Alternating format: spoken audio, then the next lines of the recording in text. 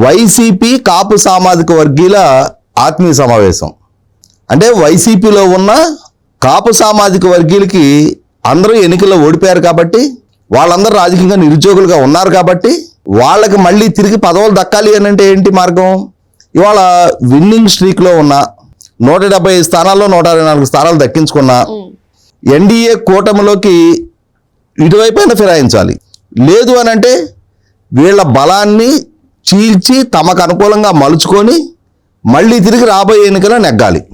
మనకు ప్రజాస్వామ్యంలో ఎవరు నెగ్గుతారో వాళ్ళే అధికారం చెలాయిస్తారు కాబట్టి ఇవాళ ప్రజల చేత తిరస్కారానికి గురయ్యి రాజకీయంగా పదవులు అధికారానికి దూరం అయ్యేటప్పటికీ వాళ్ళకి రోమాలు నిక్కపొడుచుకుంటూ ఉన్నాయి.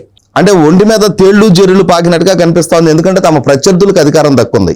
దాంతో ఎలా అయినా సరే సమాజాన్ని వర్గాలుగా విభజించు, కులాలుగా విభజించు, ప్రాంతాలుగా విభజించు, ప్రభుత్వాన్ని అస్థిరపాలు చేయి. ఎండ్ ఆఫ్ ది డే రాజకీయంగా మనకు అనుకూలంగా పోలరైజేషన్ జరగాలి.